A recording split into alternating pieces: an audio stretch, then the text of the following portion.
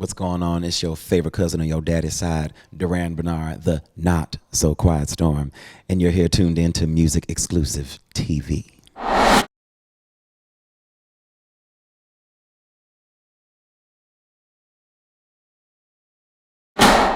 I'm Chaos, and this is Music Exclusives TV. How are you? I'm exhausted, but at least I'm tired from doing what I love. I seen this show the day before yesterday, and this was my first show seeing Durand. Ooh. I came in really not knowing what to expect. I did not, because I didn't watch any of the concert. I didn't want to watch it. I did see this one clip where y'all came up, y'all was dancing, whoa, whoa, da da da. I'm like, no, I don't want to watch it because I felt like I was going to go. When I tell you, you are incredible, phenomenal, and I'm not like even gassing you. I only love to I need all the gas I can get, though, because Okay, you know you it's a want some long more? journey, yes. I'm going to break this down, and I tweeted about it, and I talked about it on Instagram. I had two of my friends that came with me. First off, thank you for just being you. It inspired us so much just to see you on that stage shining like that, being a black gay man, just doing it. Thank you. Oh my God. It made me want to be more of me, you doing it like that. That's the whole point. You need to feel seen. Oh my God. And so the aesthetic, the robes, the Buddha, the Black Jesus, the whole church thing, the tithes, the offering. When she came in, she's beautiful. Y'all need to see her real quick. Can you turn this on? She came out and let us know a few things and how things were gonna go. The church announcements. Oh my God. Okay, so tell me about the plan of all that. What was that about?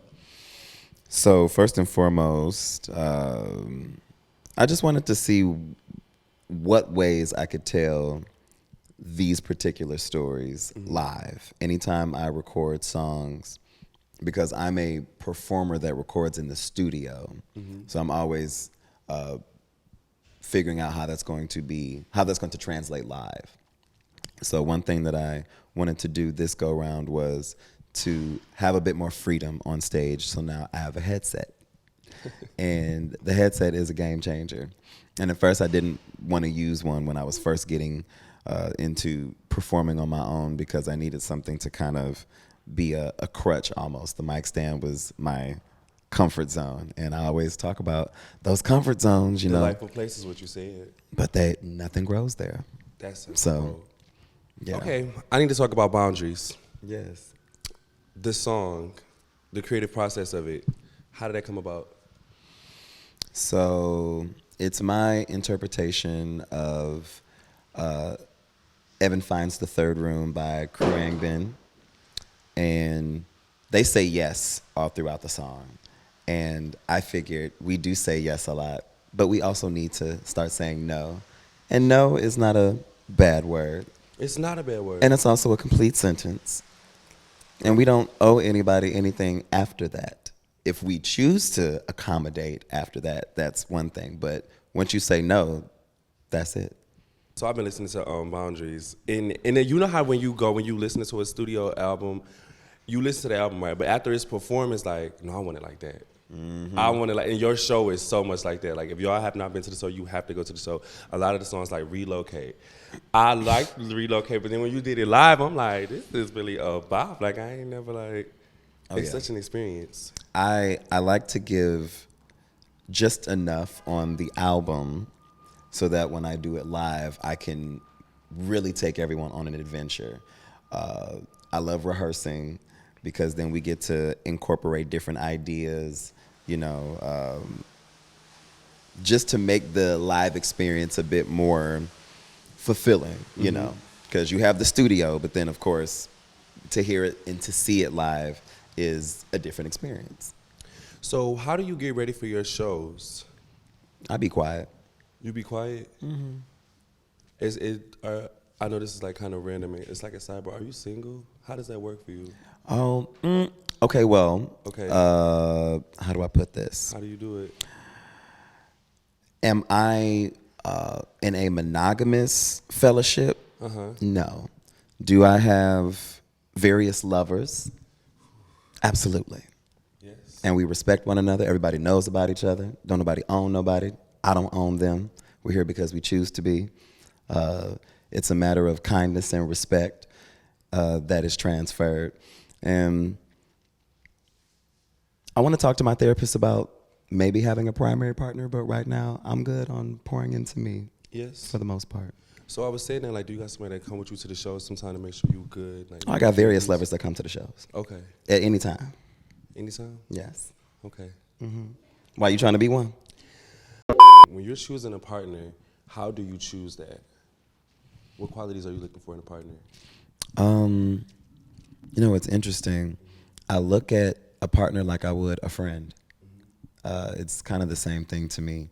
Someone that I can trust, someone that we can hold each other accountable, someone who knows how to articulate and communicate, as well as giving me room to be able to comprehend, as well as me doing the same.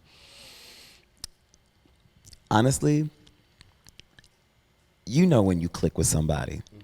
You do. There's Seeing like, oh, I don't know. I mean, and sometimes it's instant. Sometimes it takes a little more time, but for the most part, when you know you meet your people, and then you just kind of build from that. And I like to let things grow naturally. I don't like to force things. If I genuinely don't like somebody, sometimes I don't even need to try to figure out why I don't like you. I just don't like you. And that's okay, because I'm not for everybody and everybody ain't for me. And I don't mean that I got to be fucked up to you, but I'll let you know. I can be civil, but we're not going to be friends. There's this song that I listen to every morning ever since this album dropped. Mango Butter. Yes. Anyways. I listen to, and this is just true. I've always felt like I have this masculine energy to me, but there's this feminine energy. She's a bad bitch. I'm still that nigga though. Still. What was going on? I need the process, like lay it out. How did that song even come about? Well, the structure of that chorus is nothing but church. If you were to change the lyrics around and you said, "Give him glory and all the honor," that's just, you can't even unhear it now. I can. But the chorus came to me first. I structured the verses. I didn't know what I was going to say in the verses. Okay, let's talk about the verses, because I said, even the verse agenda. Okay, because we have to talk about it, because there's some Beetlejuice involved. There's some Brussels sprouts. There's a Rubik's Cube. It's a lot that's being said. Yeah. What is all of that? It sounds good, but it's just crazy. No, so I had every intention on having lyrics for the rest of the song. I sent it to a friend of mine. He did not get it back to me in time. Okay. The hook just was too strong to not have it. So I just said, okay, I'm just gonna leave. I'm just gonna mumble it. Ain't nobody listen to the lyrics anyway. You got your Brussels sprouts and we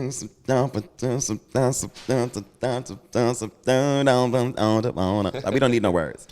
It didn't need any words. I love that song so much. But I'm glad you feel seen. Oh my God.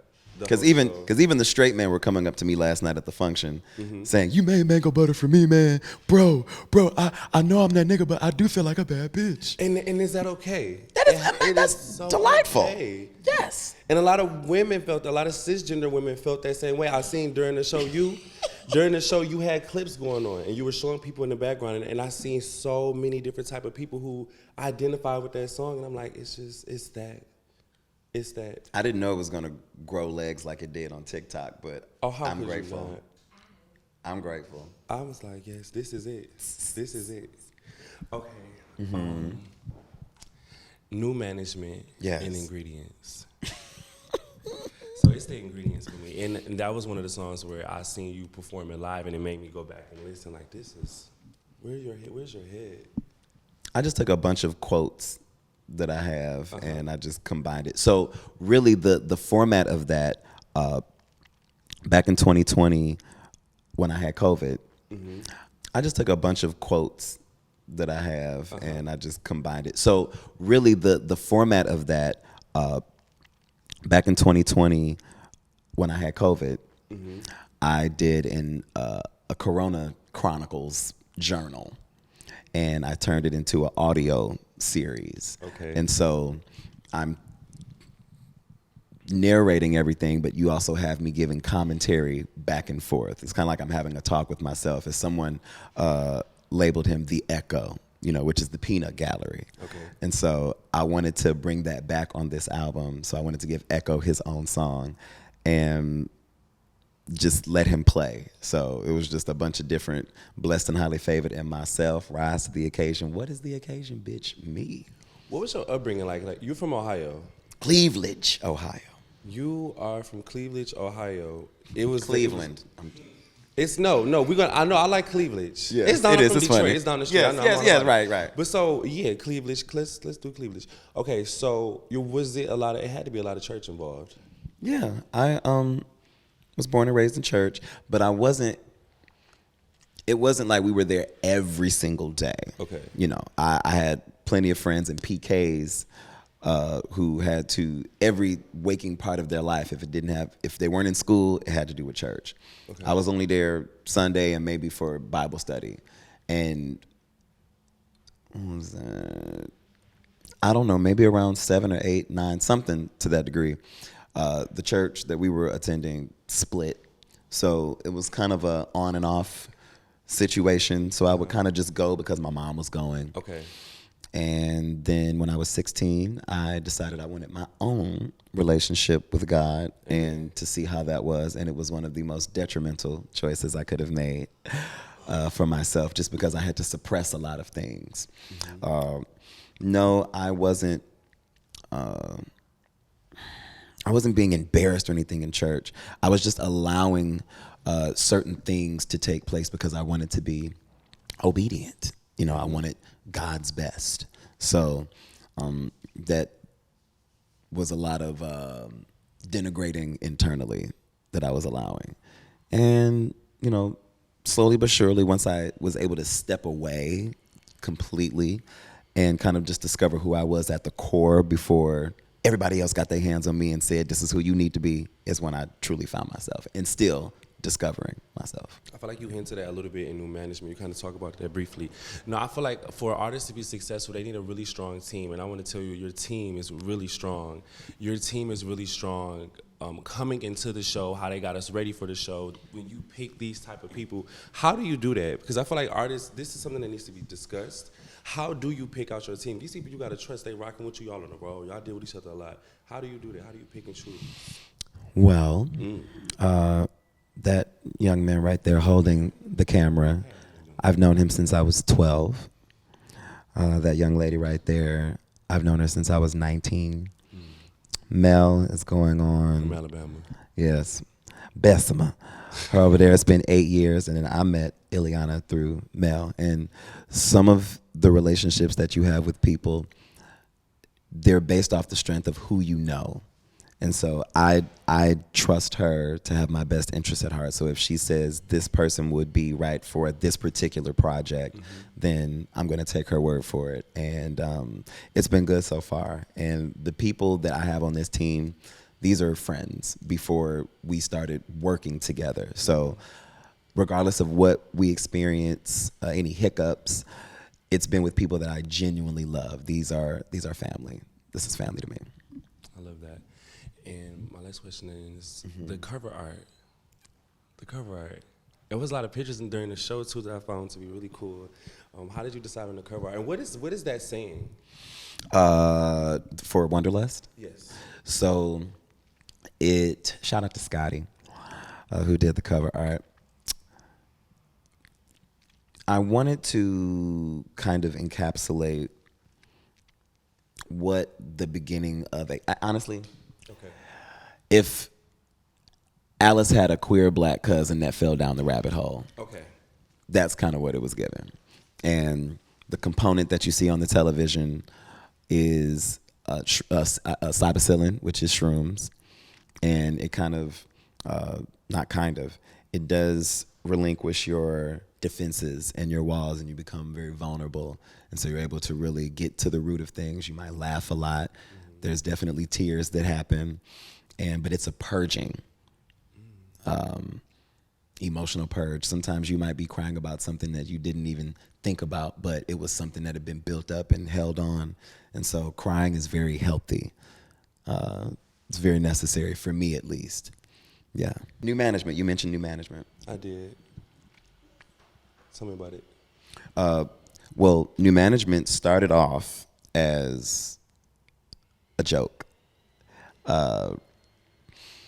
Remember when Lil Nas did the "Call Me by Your Name" video, and he slid down to hell and He did. in them starter stripper boots and gave the devil that rigid stripper dance and then took over hell, and I felt, you know what?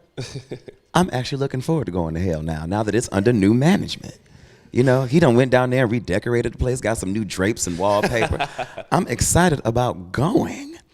And then in the process of that, I started to relive and talk about some of my own experiences with religion and things that I was dealing with and trying to find myself. And now I've just gotten to a space of, first of all, anywhere I go gonna be lit. Where you going tonight? We are heading to Boston tonight. You excited? I've never performed in Boston before, so I am excited. You should be. Yeah. It'll be one of the last intimate shows that I'll be doing because all the rest of the shows are sold out. Okay. I might jump into the crowd in Boston. We'll see. I thought you was gonna jump into the crowd the other night. See, because I thought you was gonna jump in the crowd. We were so ready to catch you. I've never crowd surfed before, but you know what? I'm gonna test that out one of these days. I would like to. If you haven't seen this man on show, you're doing yourself a disservice. You need to go see him. I'm really getting my voice back. Just phenomenal, just incredible. It was nice talking to you. As always. Get some rest. You know I will. All right. Oh, yes. And by the way, please make sure that y'all visit my website, durandbernarr.com, DurandBernarr. And you can find me on Twitter and Instagram and the TikToking and the YouTubington and all those other things like that. And yeah, come join the shenanigans. We love to have a good time. And yes, you heard the review.